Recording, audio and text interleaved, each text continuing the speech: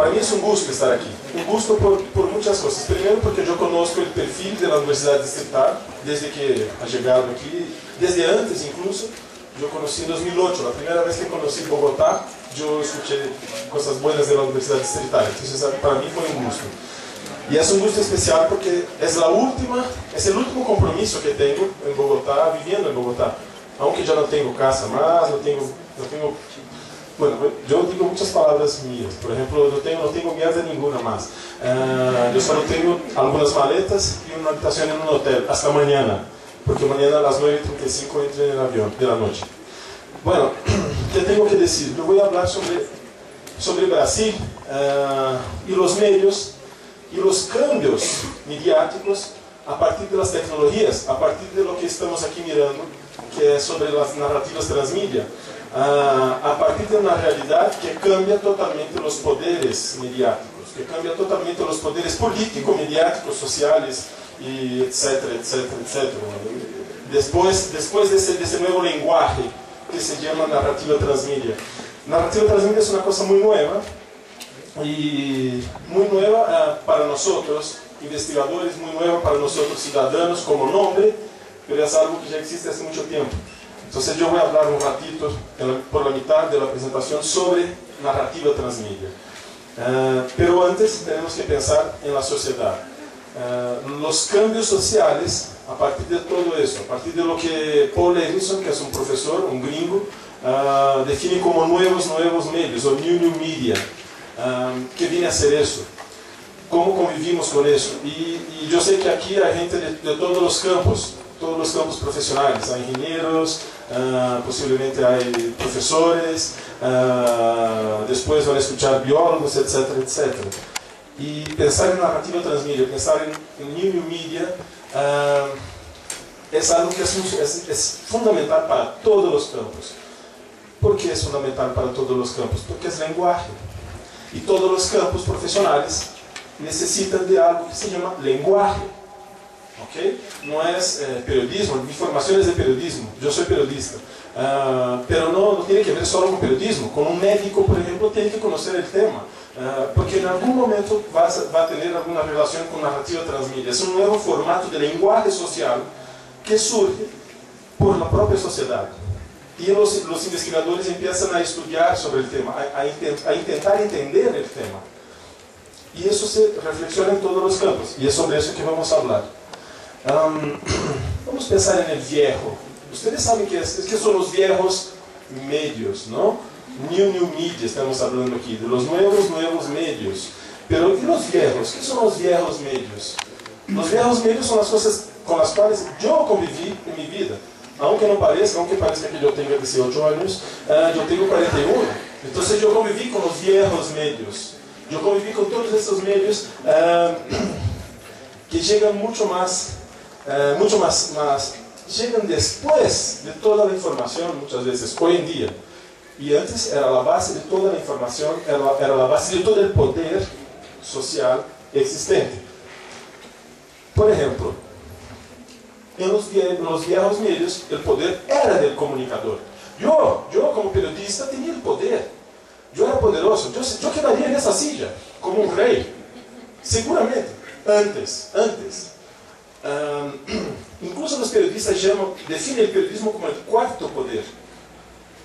El cuarto poder. Hay una película que se llama El Cuarto Poder.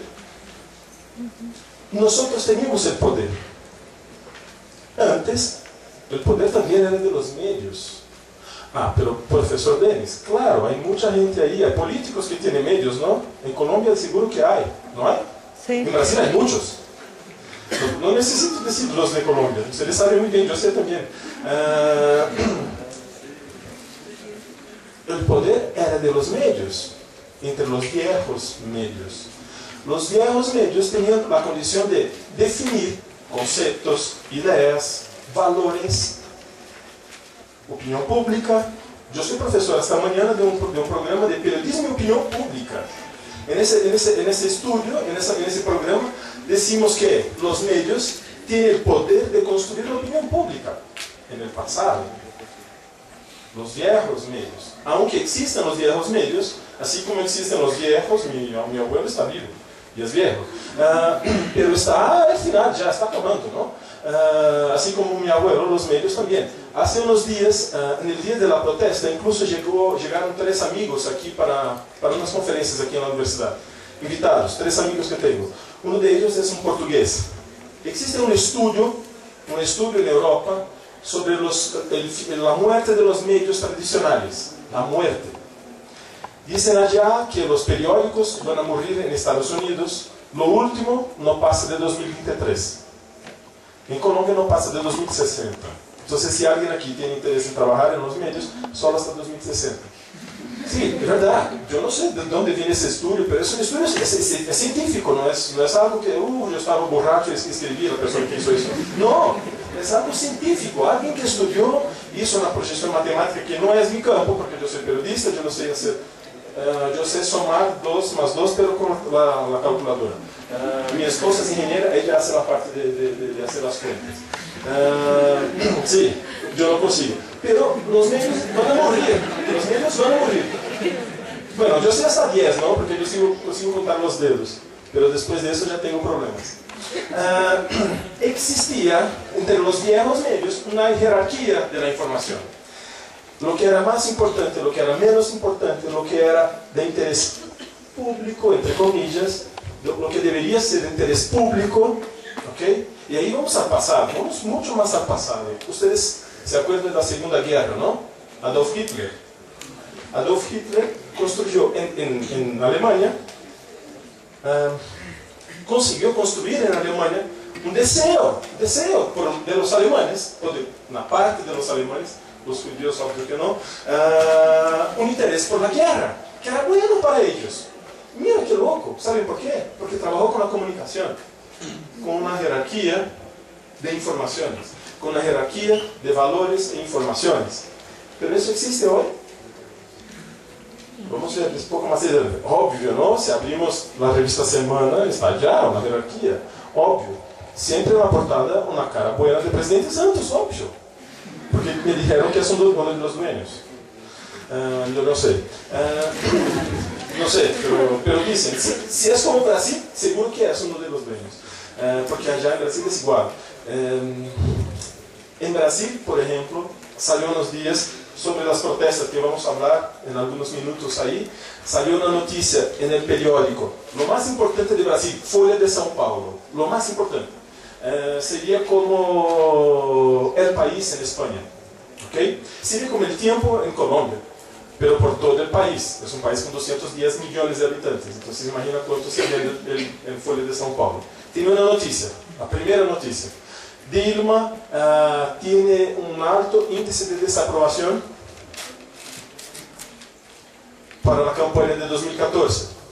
Ella bajó, se cayó mucho, de 58 para 47%. Y abajo tenía el gobernador de São Paulo, Geraldo Alckmin, diciendo que ha crecido, que estaba muy bueno, de 18 para 23. Es decir, de 18 para 23 es bueno, de 52 para 48 es malo, pero arriba estaba de Dilma y abajo de él. ¿Por qué? Una jerarquía. Era mucho más importante decir Dilma está mal, que no es mal, y que decir Alckmin está bien, por un número idiota como ese. ¿Okay? Entonces eso es una jerarquía que existía y existe todavía entre los medios tradicionales, entre los viejos medios. Ahí tenemos esas palabras, agenda setting y gatekeeper. Hacen parte del cotidiano, esos son nombres periodísticos. ¿Qué es una agenda setting? Es una agenda, entre comillas también, no es un libro ahí, un cuaderno, no. Es lo que está dentro, es que está pasando en los medios. Los medios siguen diciendo lo mismo. Todos los medios dicen lo mismo. Un país que tiene 5 periódicos, seguramente 4 van a decir lo mismo. Muchas veces con la misma portada, con la misma fotografía incluso. Compran por agencia de noticias, no sé qué, o comparten. Están 2 fotógrafos junto uno al otro, aquí el espectador, aquí el tiempo, y los 2 sacando la misma foto. Es decir, ¿por qué? Entonces comparten, ¿no? Pueden contratar solo un fotógrafo y hacer los 2 para los 2 periódicos. Eso es una agenda setting. Es decir, lo que está dentro de la agenda, lo que es noticia, definida por los medios en general. Si ustedes miran los medios van a ver que siempre dicen la misma cosa. la misma información en todos los medios. ¿Y qué es gatekeeper? Gatekeeper sería la persona que define lo que será agenda, lo que será noticia. Obvio que también no existe una persona, existe una corriente, gatekeeper. Existe una corriente que define qué será noticia en los medios. Volvemos al tema de la protesta de 29 de agosto. Fue 29, creo que fue, 29 de agosto. Todos los medios de Colombia dijeron lo mismo. Volvemos 2 años, hace 2 años, volvemos a las marchas. Creo que algunos aquí fueron a las marchas, ¿no? ¿Alguien fue a la marcha? De la ley 30. ¿Quién de ustedes estaba desnudo o desnuda? Quiero ver si, como es la con ropa. Porque teníamos desnudos ahí por la séptima, ¿no? Yo me acuerdo que daban, qué desnudo, qué desnuda. Y mis alumnos sacando foto y poniendo en Facebook y todo. Sí, ¿verdad? Yo incluso puse en mi blog unas fotos de desnudos y desnudas. La ley 30 salió la misma noticia en todos los medios de Colombia, ¿o no? Sí. ¿Cuánto tiempo se demoró para salir sobre la muerte del estudiante de Cali? Ya estaba casi naciendo de nuevo, ¿no? Y ahí dijeron, no, murió un estudiante en Cali, no sé qué. Fue cuando yo llegué en Colombia. Y incluso tenía muchos gases, ¿no? Las bombas. Casi yo quedé viciado con eso, pero bueno. Eso aquí hacía parte del cotidiano periodístico. No hace más. ¿O hace? Vamos a ver, vamos a ver. En este tiempo decíamos eso, escuchábamos eso, de Marshall McLuhan, que el medio era el mensaje. Los medios, esa es la frase más importante de Marshall McLuhan. Los medios son los mensajes, o el medio es el mensaje. Marshall McLuhan decía que los medios eran definían los mensajes. El medio es el mensaje. En ese tiempo sí. En ese tiempo el medio era el mensaje. Por ejemplo, en televisión, lo que salía en televisión. La televisión definía cómo tenía que ser el mensaje en televisión. La televisión tenía el poder de definir cómo se contaba una historia. Era posible eso en ese tiempo. ¿Sí? Y eso fue en un tiempo, y no hace mucho tiempo, no. Bueno, Marshall McLuhan dijo eso en 1964. Pero hasta 2002, o sea, todos ustedes estaban ya en el mundo. Seguía con esa idea que los medios eran de verdad lo que definían los mensajes. Los medios padronizaban los mensajes. Los mensajes, de alguna manera, hasta 2002, estamos diciendo ahí una fecha, eran como un cuarto de libra del McDonald's. Si tú vas en cualquier parte del mundo, es igual. ¿Verdad? ¿Verdad? Cualquier parte del mundo. A veces cambia la cantidad de grasa, ¿no? Allá Jamie Oliver, ¿quién puede decir eso? Para él, los medios definían los mensajes. Y definían de verdad. En ese tiempo sí. Y el mensaje definía una aldea global. Otra frase, otra palabra de Marshall McLuhan. Marshall McLuhan, que era un canadiense que vivía en Nueva York, Toronto, Nueva York, ahí entre los dos medios. Incluso fue director de tesis de doctorado de Paul Levinson, que estaba diciendo en el principio sobre New Media. Marshall McLuhan definió otro punto, otras palabras que eran sobre que nosotros vivíamos en una aldea global. Es decir, los medios decían una cosa y todo el mundo escuchaba. Todo el mundo decía, muchas gracias, señor medio de comunicación. Y decía eso, y creía en eso. Y creía de verdad en eso. Ese era el poder que estábamos hablando allá en el principio. ¿Ok? Por ejemplo, ayer tuvimos el cumpleaños, ¿no? 12 años del 11 de septiembre. Ayer tuvimos eso. Y 12 años atrás recibimos una información que provocó en el mundo un pánico generalizado. Un pánico. Todos teníamos miedo. ¿Alguien aquí tiene familia árabe? ¿No? ¿Nadie? En Brasil tenemos muchos árabes. Los árabes en Brasil tenían problemas mismo. Porque las personas hacían chistes. Por ejemplo, tú eres primo de Osama Bin Laden, o Barack Obama, no. Osama Bin Laden. No sé cómo Barack Obama con ese nombre fue elegido en Estados Unidos. ¿Sí? Es porque por suerte, aunque tenía un nombre así, era negro. Entonces no tenía una cara de árabe en ese momento. Eso es verdad. No estoy diciendo la verdad, porque Barack Obama, yo me acuerdo la primera vez que escuché el nombre, Barack Obama, yo dije, ese ahí es primo, hermano de Osama Bin Laden, ¿no?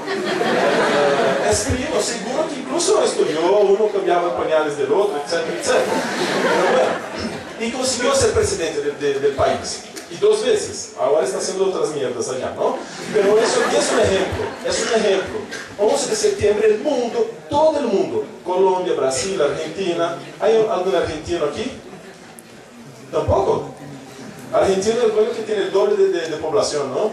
Que por ejemplo, yo soy un argentino, no soy, claro. Pero yo hago cuentas que yo soy un argentino. Yo tengo yo y mi ego. Entonces ahí todos, el argentino y su ego, los dos, querían y quedaron pensando la misma cosa, pensaron, ahora tiene 2 papas, Francisco y Papa Ego. Pero bueno, la conmoción fue masiva, incluso en Argentina fue masiva, ¿okay? Todo el mundo quedó en pánico, quedó pensando, ¿y ahora? ¿Qué pasará?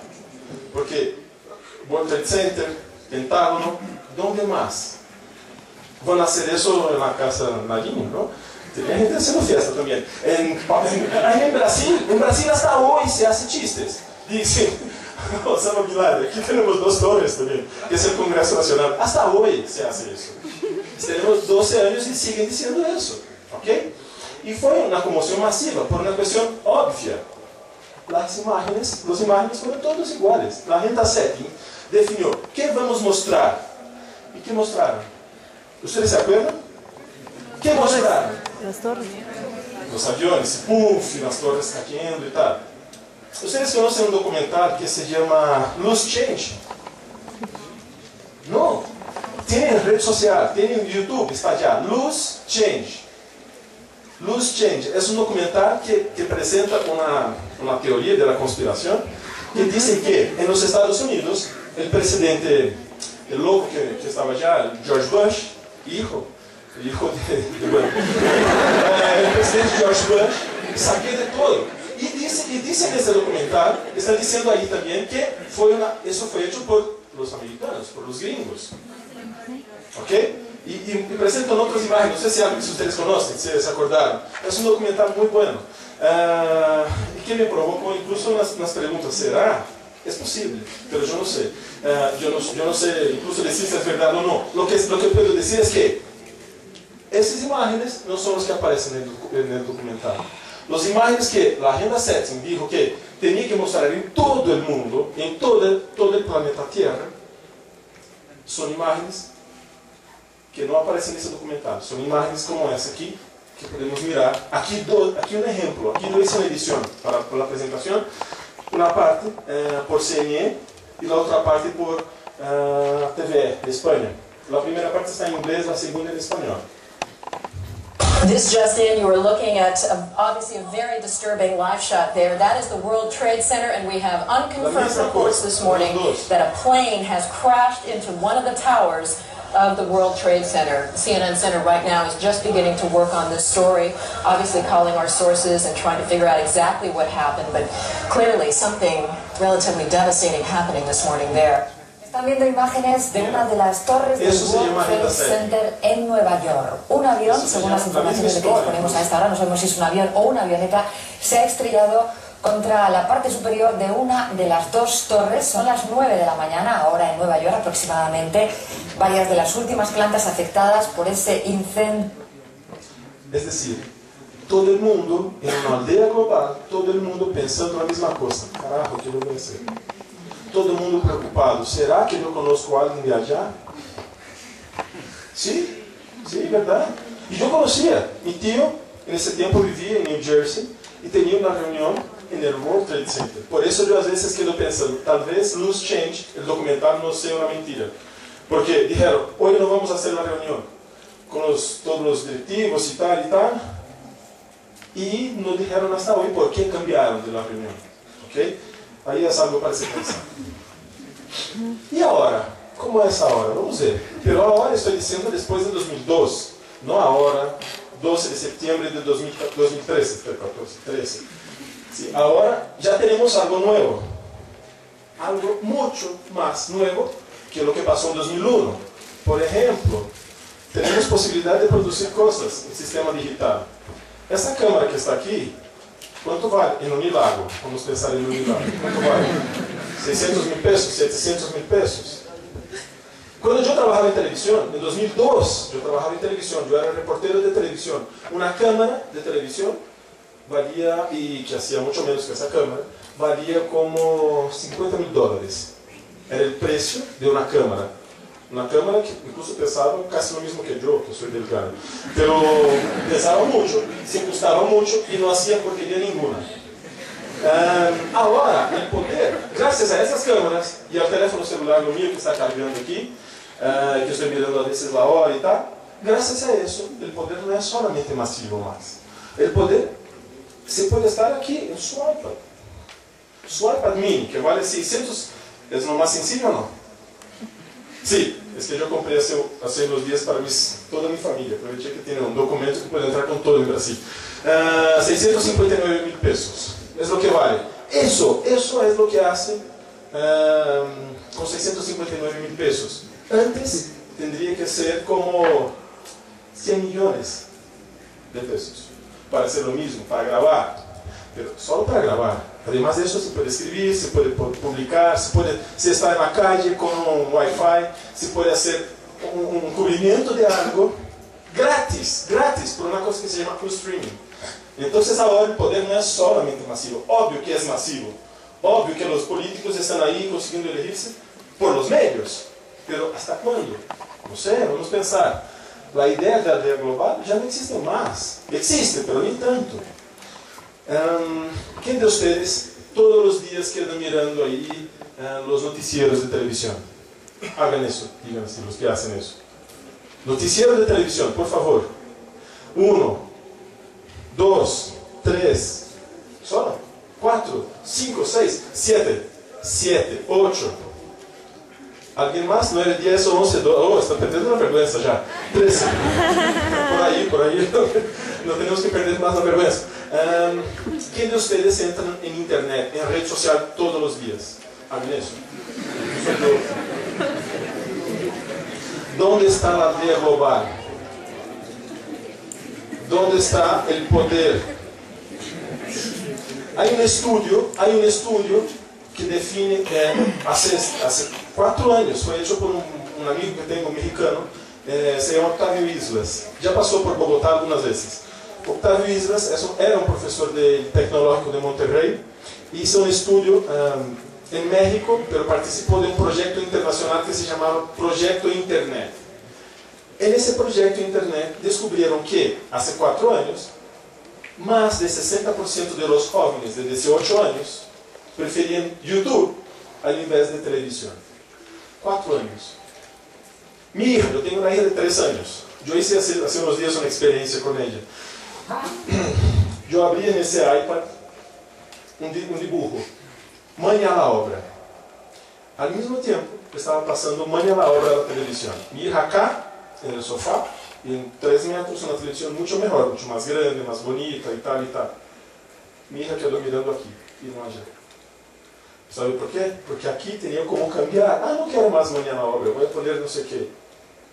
Disney, casa de Disney, no sé qué. Y así quedaba cambiando los dibujos. Y queda con 3 años cambiando. Se deja 2 horas con ella, acaba la batería. Y yo quedo sin nada, obvio.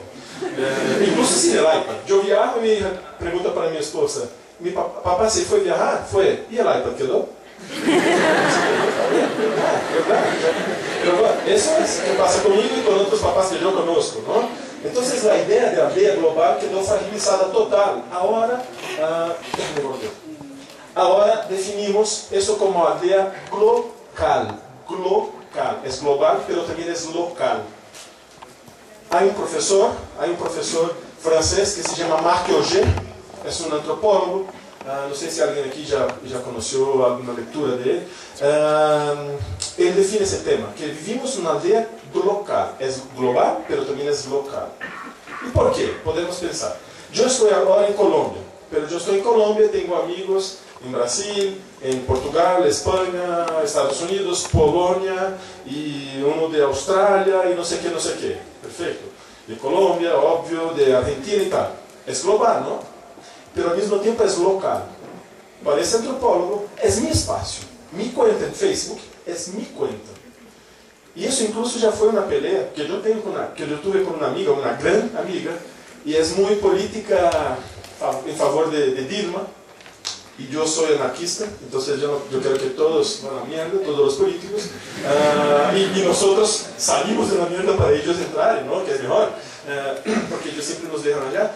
Y ahí tenemos una pelea, una discusión por Facebook. Ahí ella me dijo, no, pero mira, Denis, tú tienes que respetar mi espacio. Yo dije, pero tú me invitaste a entrar en tu espacio. Y no es eso que hagamos siempre. Nosotros o invitamos o aceptamos invitaciones para que entren las personas en nuestros espacios virtuales. Eso es un concepto de Marc Augé. Y al mismo tiempo aprovechamos ahí otro teórico, un polaco, Zygmunt Bauman, que define que nosotros vivimos en una modernidad líquida, que vivimos en una sociedad individualizada y que en ese espacio las cosas pasan a ser reales.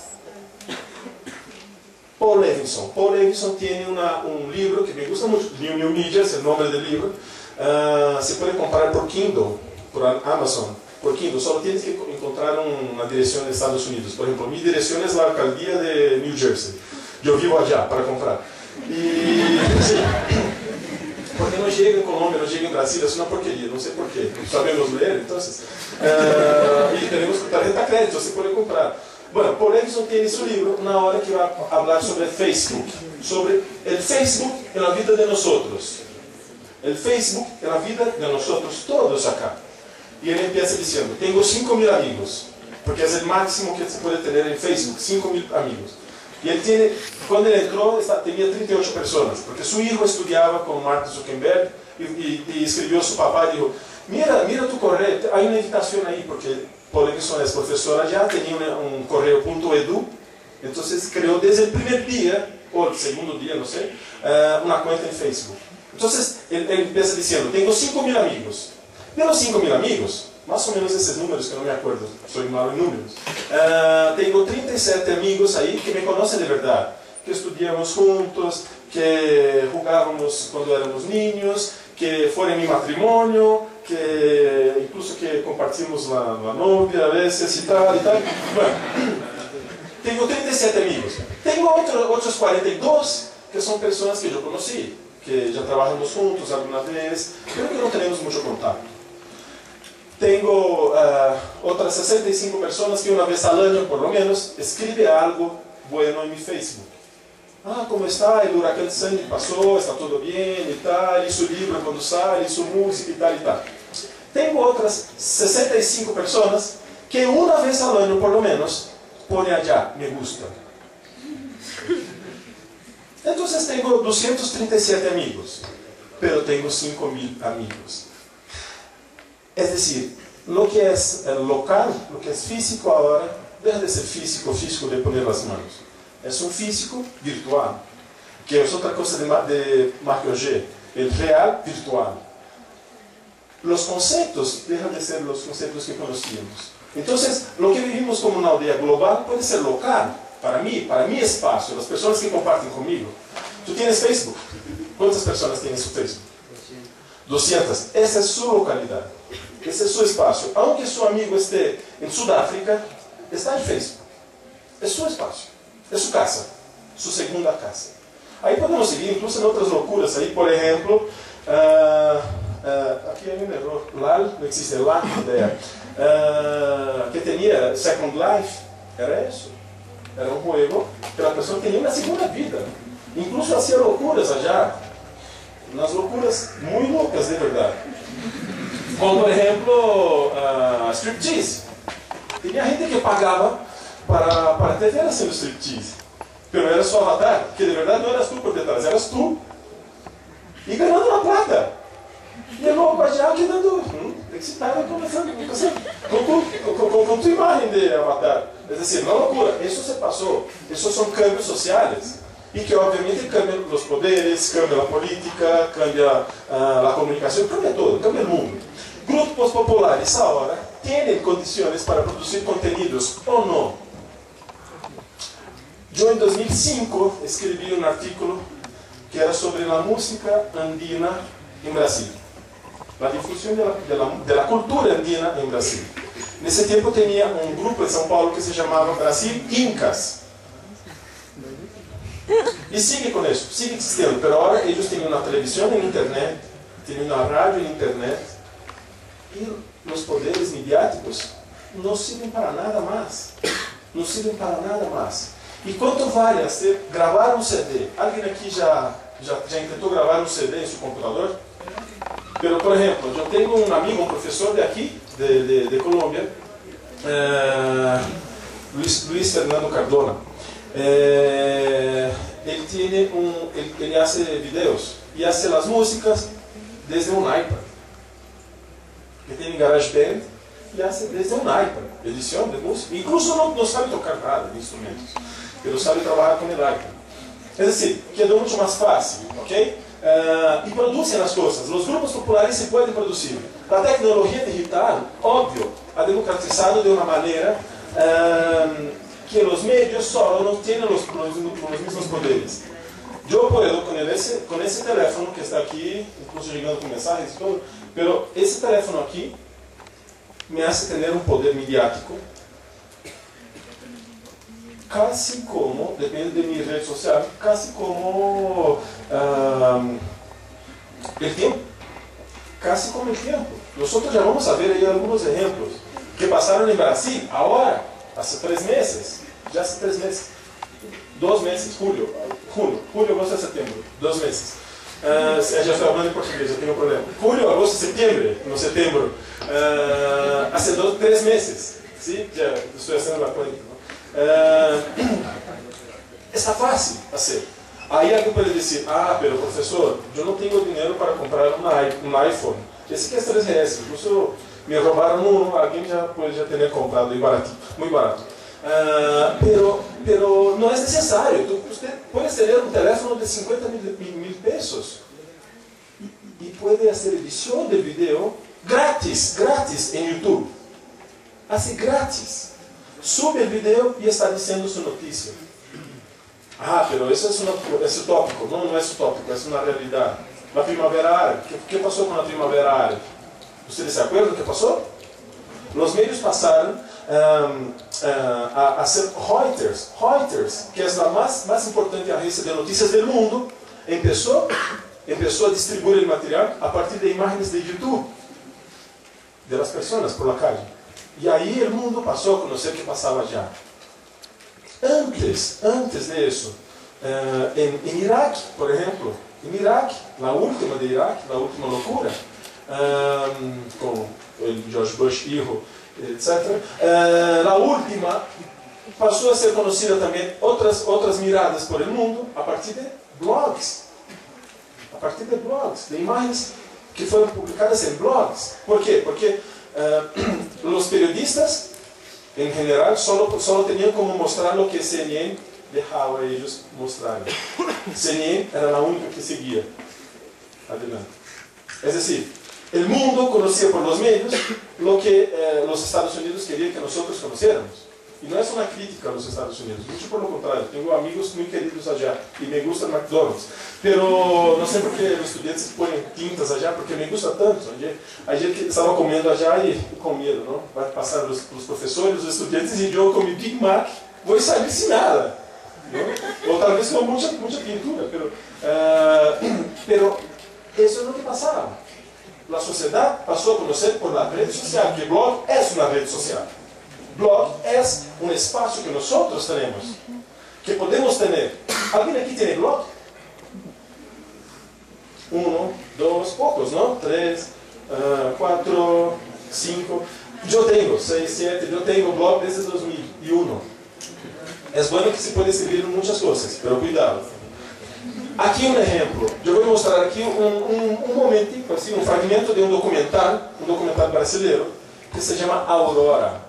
Isso faz parte dos novos meios. Documentário Aurora. Kiko Goisman, que é um documentarista muito louco do Brasil, pero louco de verdade mesmo. Assim, incluso há uma película que se chama Filmefobia. Ele mostra as fóbias das pessoas. E ele incluso tem fobia. E é uma das pessoas que aparecem na película.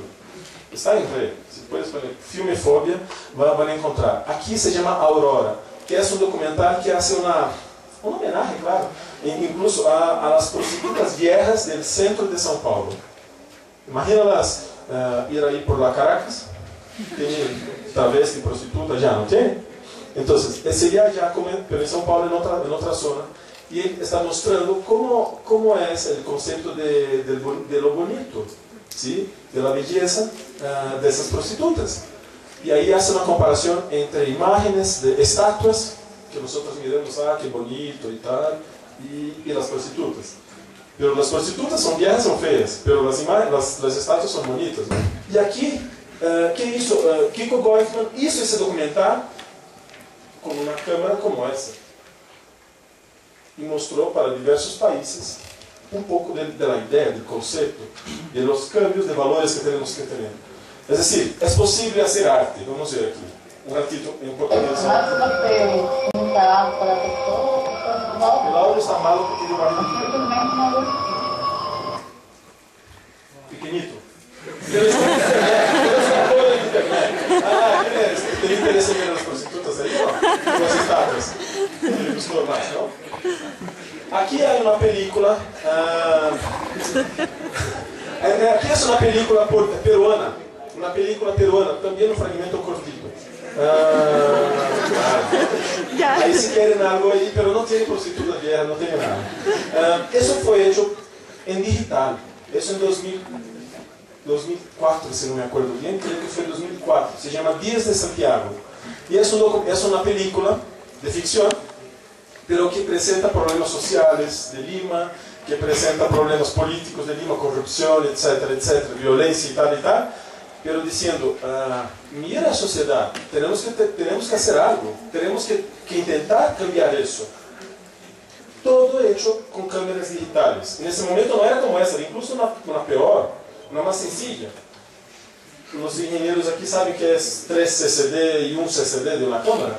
¿Tiene ingeniero aquí de tecnología o no? ¿Cómo es? Sí, de sistemas. Bueno, 3 CCDs, un CCD, son cosas técnicas que definen la calidad de la imagen. ¿Okay? De una cámara digital. ¿Tú eres ingeniero? No, es una porquería, no sirve para nada. Pero bueno, aquí para que ustedes miren un poco cómo hicieron, ¿no? No sé si es un desgraciado como ella lo dice, pero de que era un pendejo, era un gran pendejo. Un momentito. Su documento, por favor. Rápido, hombre. Incluso ahí tiene un poco de imágenes documentales. Con el Wilson nos íbamos a chupar, a putear. Oiga, disculpe que se lo cuente, ¿no? Saca la mano. Pero esas cosas pasan. Un día, a Denisa le emboló y se olvidó de él. En fin. Oiga, métale a su cara. Porque usted sabe cómo te la vida. Pero uno es vivido, pues. Este se fue, pidió su traslado, se llevó a su mujer y a sus hijos. En fin, siguieron afuera. En verdad, no sé dónde estará. Creo que se fue a la selva. O quién sabe, ¿no? ¿Dónde estará ese pendejo? ¿Dónde estará ese desgraciado?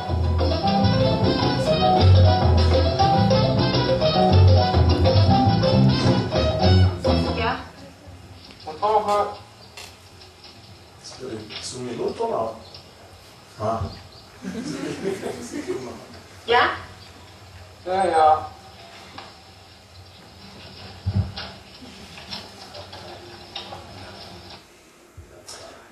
Esa es una película que ganó algunos premios mundiales, premios internacionales, y surge a partir de una inquietud social, a partir de un deseo social de un grupo de personas de decir algo sobre lo que pasaba en Lima. Una Lima que no aparece en los postales, una Lima que no aparece en la televisión. ¿Okay? Es una película que es otro ejemplo de la sociedad, de los grupos sociales haciendo algo. Por eso denomina lo que vivimos hoy a partir de ese momento del digital, como el mundo digital después de McLuhan, es decir, Digital McLuhan. Porque McLuhan, cuando escribe sus libros, en 1964, no sabía que era digital. Aunque fuera una persona que presentó unos conceptos muy interesantes. Mira, en 64, él decía que los medios de comunicación eran extensiones de nuestro cuerpo. ¿Qué es un mouse? ¿Qué es un ratón? ¿Qué es eso? El micrófono. Es mi voz que está amplificada, ¿no? En 64, él decía eso, que un día la sociedad iba a conectarse, pero conectarse. Y no solamente quedar ahí mirando una televisión, conectarse a partir de redes. Pero él no tenía en cuenta lo que pasaría después de 2002, que fue la web 2.0. Fue el momento del internet donde nosotros pasamos a crear nuestros espacios.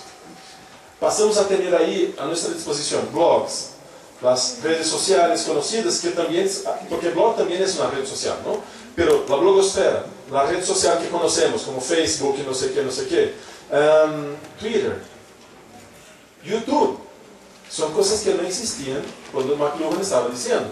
Y no iban a existir si no cambiase el tema de la web.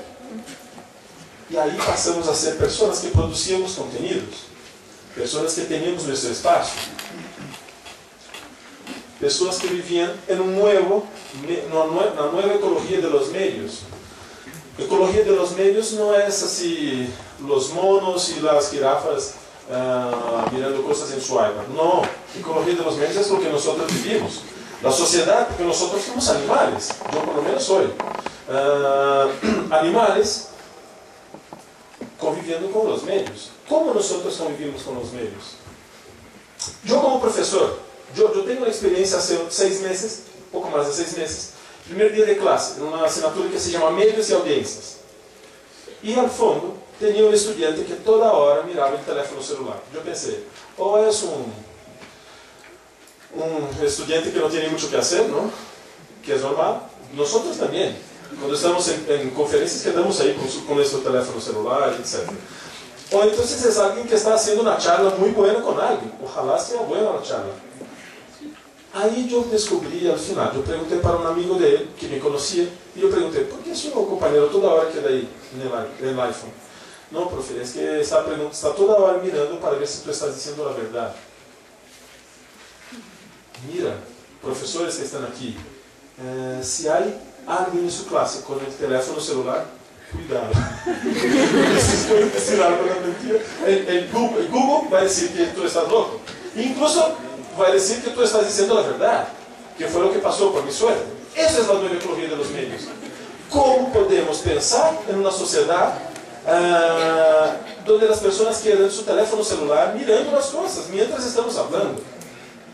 Esse é um cambio social, é um cambio de comportamento, mas mais que isso, é um cambio onde as pessoas passaram a conviver de outra maneira com os medios. Já vamos chegar no clímax do tema. Paul Levinson propone isso na revisión de Marshall McLuhan. Dijo Paul Levinson, Marshall McLuhan estava muito correto hasta la web 2.0. Después da web 2.0 casi não sobra nada de Marshall McLuhan, porque todo cambia, surgem comportamentos, surgem valores, surgem lenguajes, que é o que vamos aí mirar em alguns minutos. El medio no es más el mensaje. Para Paul Levinson, y yo comparto con él, los medios ya no son más los mensajes, no definen más los mensajes. Los medios ahora no tienen poder ninguno para definir cómo tienen que ser los mensajes y qué tienen que decir los mensajes. Por eso yo decía allá detrás, entre los viejos y los nuevos, ahora el mensaje es el medio. Ahí alguien puede decir, profesor Denis, estás loco, porque RCN no hace eso, porque City TV no hace eso. ¿Hasta cuándo no van a hacer? ¿Hasta cuándo ellos no van a hacer eso? Hace 3 meses, cuando tuvimos las protestas en Brasil, tuvimos algo que fue muy interesante. Los estudiantes salieron a la calle diciendo que las primeras razones del protesto, las primeras cosas que decían de los protestos es que tenía que bajar 20 centavos, como 200 pesos en la tarifa del bus de la ciudad. Eso fue lo que pasó, para empezar la pelea. Y ahí el principal noticiero de Brasil, de la principal televisión de Brasil, que se llama Rede Globo, tiene un comentarista, una persona que hace comentarios. Y él entró en directo, se llama Arnaldo Jabor, y empezó a decir, no, esas protestas son una porquería, y que los estudiantes no sé qué, y que esos estudiantes no valen los 200 pesos que están ahí peleando. Fue lo que dijo el Arnaldo Jabor, en Red Nacional. 2 días después, pero 2 días después, lo mismo Arnaldo Jabor entró en Red Nacional, en el mismo noticiero, y empezó a decir, ¿sabe? Los estudiantes están correctos, pelear por 200 pesos es algo muy justo, porque ese gobierno Dilma, y no sé qué, y papá. Después de 3 días, un noticiero de Argentina, Canal 9, ¿cómo es el nombre del noticiero? Baja de línea, una cosa así, bajada de línea, no me acuerdo el nombre. Presentó un reportaje sobre Arnaldo Jabor, diciendo eso, antes y después. Entonces primero decía, el noticiero, el reportero, el Arnaldo Jabor no sé qué dijo eso, miren, puff. Después de 2 días dijo eso, puff. Ahora vamos a ver una edición con las 2 pantallas, con doble pantalla, diciendo una parte y otra, la contradicción todo el tiempo. Eso cayó en red social, ¿no? Yo estaba mirando eso en Bogotá. Una amiga que estaba en Polonia estaba mirando eso, y no es brasileña, es polaca. Un amigo de Australia, que es australiano, estaba mirando lo mismo.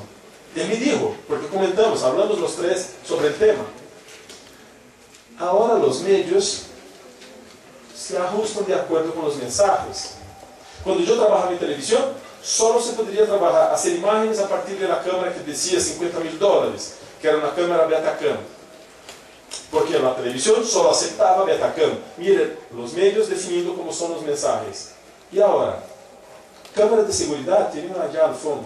Cámara de seguridad puede servir como imágenes de televisión o no. ¿Ustedes ya miraron alguna vez eso o no? Sí.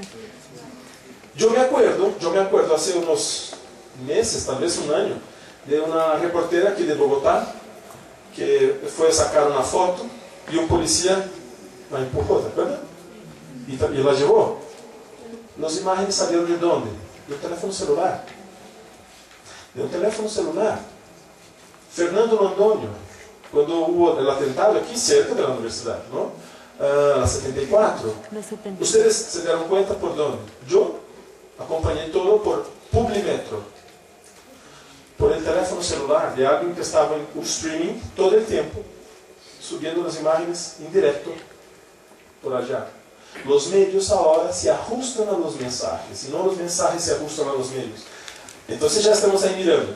La sociedad ya tiene un poder global y local. Ya tenemos un cambio de valores y cambio también de estructuras, de poder. Ahora los mensajes tienen el poder de cambiar los medios y obviamente los contenidos de los medios. Por ejemplo eso, CNN española. Cuando David Cameron pasó a ser el nuevo primer ministro de Gran Bretaña, imágenes en directo por Skype. Mira ya, vía Skype. Eso fue en 2010. Skype, no, 2009, no me acuerdo bien.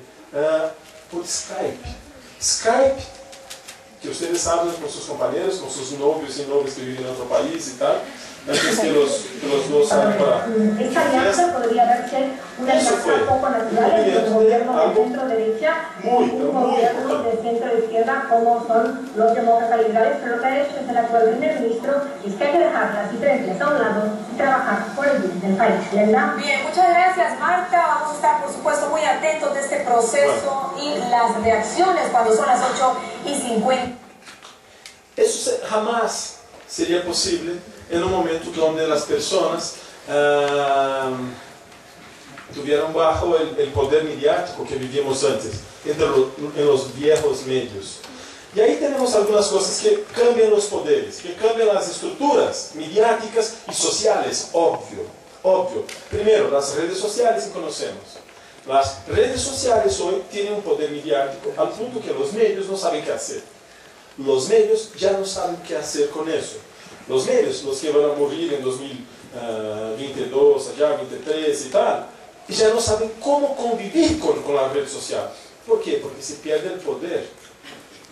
Yo escribo algo, yo como periodista escribo algo, y pongo en red social. Todas las personas que escriben van a ser coautores de lo que yo escribí. Yo ya hice eso como persona. Yo escribo algo, ustedes comentan, tú haces un comentario.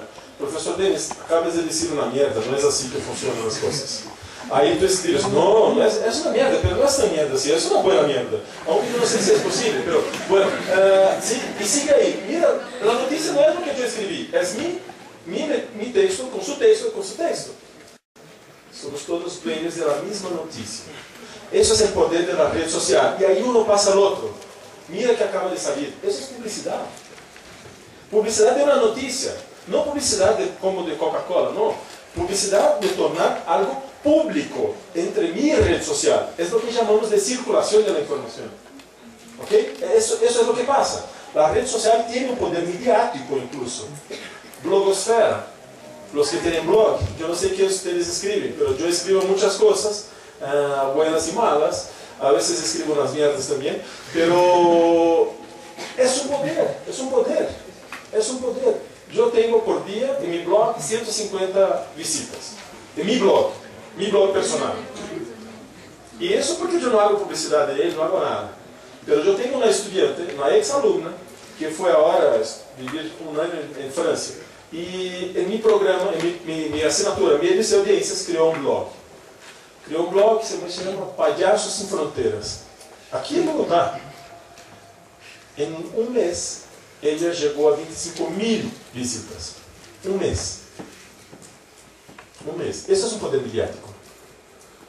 Ese es un gran poder mediático, porque ella no gastó una plata. Es gratis. La plataforma WordPress es gratis. Blogger también es gratis. Blogspot, ¿no? Entonces, es un poder de la blogosfera para pasar informaciones. Y yo conozco mucha gente que hace de los blogs algo incluso para ganar dinero. Vídeos populares. No solo vídeo popular de folclore, no son las danzas, no sé qué y tal. No es eso. Video popular. ¿Qué la sociedad está haciendo de video? ¿Qué la población hace de video?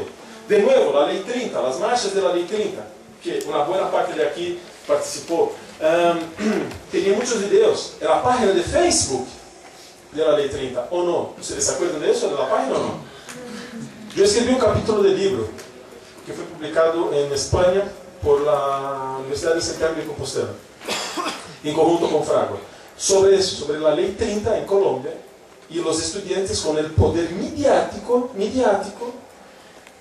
haciendo cambios, diciendo, bueno, si el tiempo y el espectador no hacen nada, nosotros vamos a hacer. Hicieron, ustedes hicieron. Tal vez algunos hicieron las mierdas, pero hicieron también. Sí, verdad, ese se hace, ¿no? Aquí, déjame volver que yo fui... Yo no tenía que venir aquí. Mierda. Espera. Es que estoy aquí muy... tecnología móvil. Tecnología móvil es algo que cambió la cuestión del mediático, del poder, etcétera, etcétera. ¿Alguien aquí no tiene teléfono celular? No tiene, ninguno, ¿verdad? No tiene. Yo la felicito porque tú eres muy, muy feliz, de verdad. El teléfono celular es una mierda. Tú vas al dueño con el teléfono celular. ¿Alguien aquí no hace eso? Ah, mejor, ¿alguien hace eso o no? ¿Quién aquí sigue al dueño con el teléfono celular? ¿Quién? Por favor, diga la verdad. No, yo no quiero que sea solo eso. No quiero que sea solo eso. ¿Alguien aquí ya dejó caer el teléfono celular allá? Exacto. Tecnología móvil. Tú no puedes hacer mierdas más que su teléfono está en su bolsillo. Verdad. Yo me acuerdo, bueno, estaba acabando mi batería. Yo pensé, si acaba antes de llegar, yo no voy a encontrar el salón porque yo me olvidé. ¿Verdad? ¿Dónde es el salón? No sabía el nombre, no sabía nada. Hoy. Entonces la tecnología móvil también ayudó a cambiar los poderes. Ahora todos nosotros tenemos la posibilidad de escribir algo. Joanny Sánchez. ¿Alguien conoce a Joanny Sánchez? La bloguera de Cuba. Una blogueira de Cuba. Ella tenía un blog en Cuba y quedó 2 años sin internet. 2 años. Quedó prohibida de tener internet. Pero ella tenía un blog que no estaba en Cuba. ¿Qué hacía ella? Escribía por SMS en su blog. Hace unos meses creo que pasó por Colombia incluso. Joanny Sánchez, busquen en internet, es muy bueno el trabajo de él. Y, obvio, a partir de ahí conocemos Mídia Ninja. Mídia Ninja, ninja, así que se dice en portugués, es un grupo de jóvenes que hacen un periodismo ciudadano. Ellos tienen una mochila con un portátil, porque la batería del portátil es muy buena y tal. Conectado a él un teléfono celular, como lo mío, y así hace cubrimientos indirecto. Y obvio, queda mostrando ahí problemas que las televisoras de televisión no muestran. Los poderes mediáticos no dejan eso aparecer. Por ejemplo, en las protestas de Brasil, las peleas con la policía. Los medios no mostraban, pero ellos mostraban. Mídia Ninja mostraba todo el tiempo. ¿Qué es Mídia Ninja? Como decía, es un grupo, ¿sí? Formado por personas, por jóvenes como ustedes o como yo, no importa. Y que están por todas las partes. Tienen más de 3.000 reporteros ninja en Brasil. ¿Sabe que son 3.000? No estoy diciendo 3.000 en todas las ciudades, contando, no. Son las grandes ciudades de Brasil. 3.000 personas. En una protesta como que tuvimos allá y que tuvimos hace una semana en Brasil, en el 7 de septiembre tuvimos otras protestas. Una persona con un teléfono de ese puede retirar una persona de las manos de la policía. Y retiraron. La persona quedó con un teléfono de ese y mostrando. Hasta, mira, el policía quiere llevarme a la delegacia, no sé qué, la cárcel y tal. Cuando llegó a la cárcel, porque estaba en directo, cuando llegó a la cárcel, tenían 4 abogados para retirarlos. Y abogados que estaban allá por voluntad propia.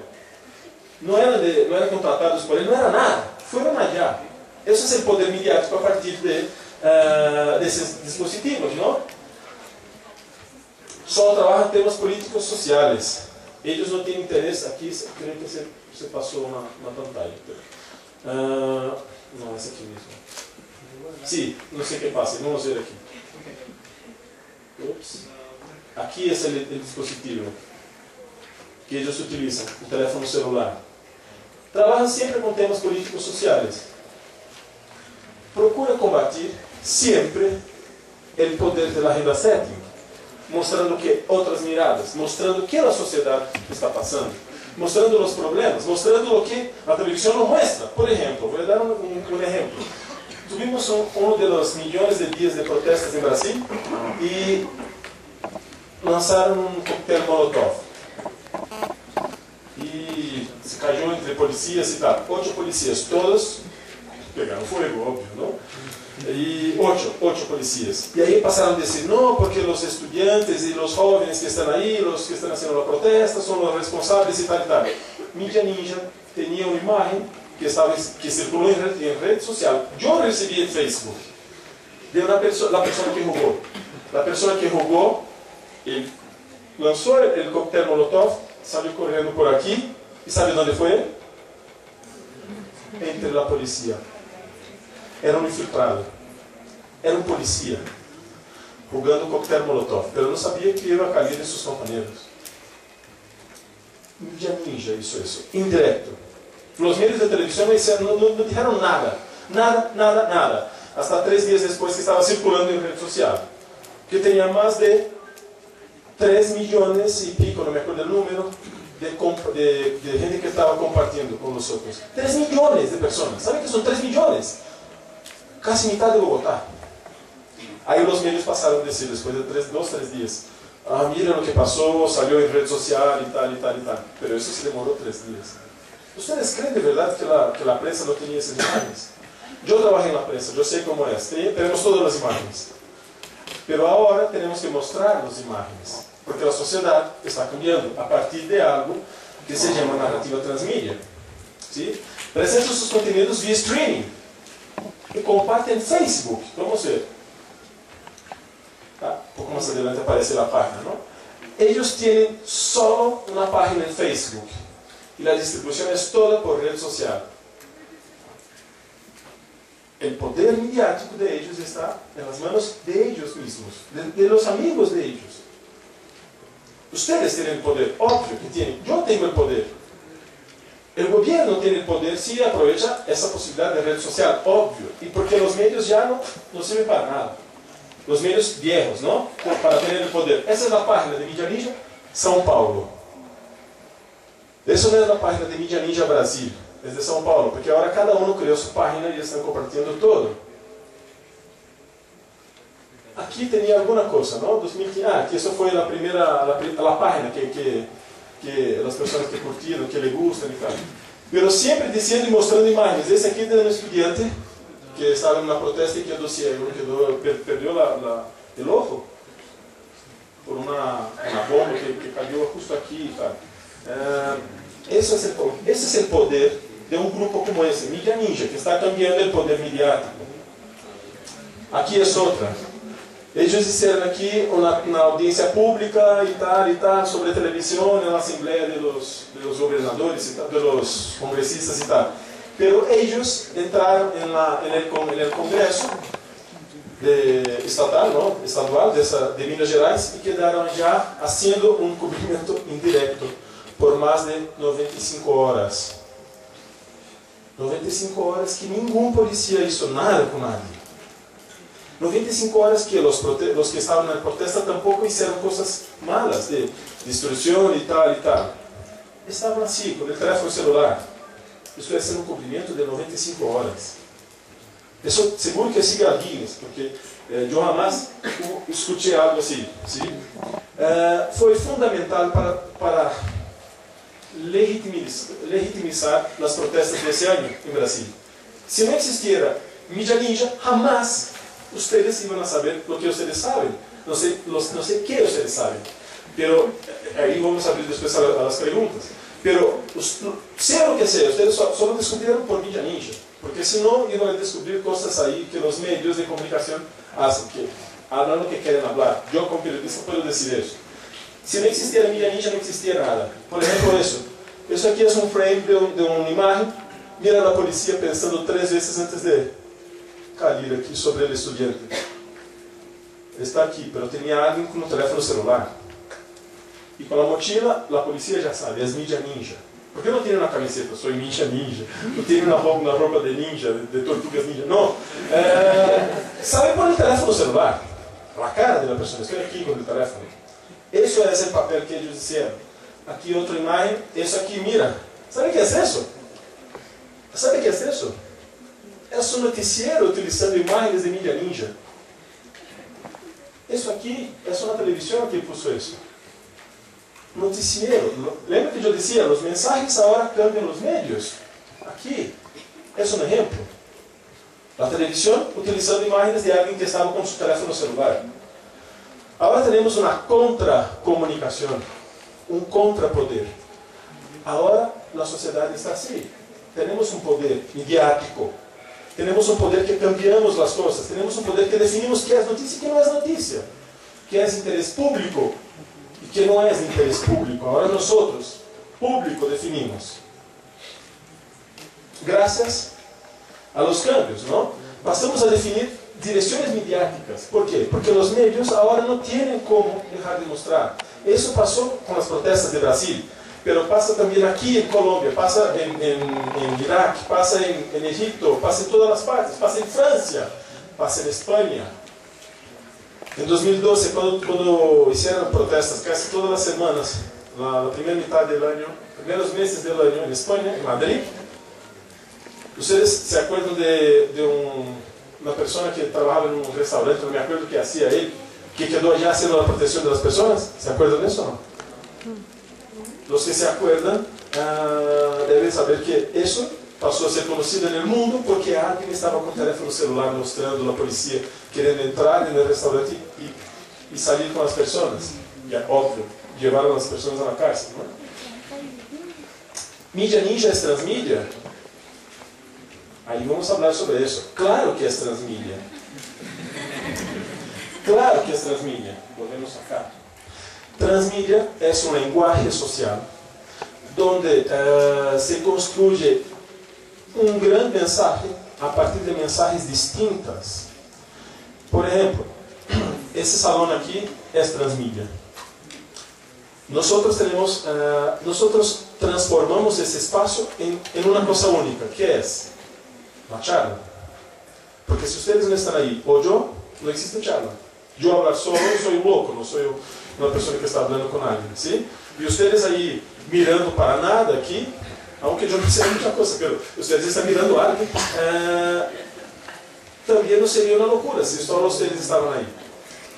Transmídia somos nós, distintas, pessoas distintas ou discursos distintos, que em conjunto construyen um novo discurso. Qual? Nós todos. Então, que discurso tem Mídia Ninja?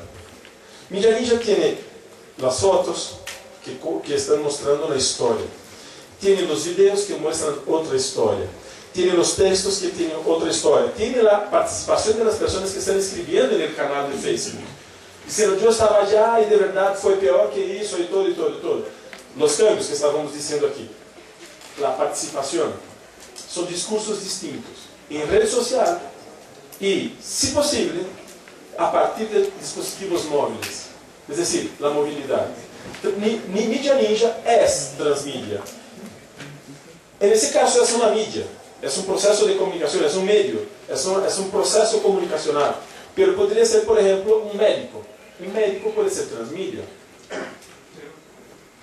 Um restaurante pode ser transmídia. Há 3 meses, quando começaram as protestas em Brasil, ocasionalmente eu estava em Brasil.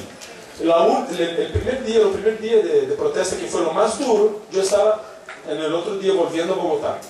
E eu me acordo que 3 dias antes estava creio que buscando um restaurante com meu amigo, um professor allá, e ele mirou, chegou uma mensagem, um SMS, ele mirou: ah, que bueno. Então vamos allá, porque nesse restaurante aqui tem uma comida hoje que me gusta muito. Que tal? ¿Le gusta? Um restaurante de allá que envia todos os dias a seus clientes o menu do dia por SMS. É fácil, não? É um restaurante que transmite de alguma maneira, por lo menos uma parte dele. Então, Mídia Ninja é totalmente transmídia. E aí chegamos a uma pergunta final: como queda o poder? Como queda a sociedade, a participação cidadana? Como queda a política? Como queda a violência? Como queda tudo isso que sabemos a partir da nova ecologia dos meios, ou de los nuevos medios? Como queda tudo isso? Como quedamos nós a partir do momento que podemos fazer o que fizeram Mídia Ninja em Brasil?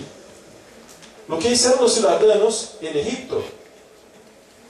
Como fizeram vocês aqui em Bogotá contra a Lei 30? Não as peleas, estou dizendo isso.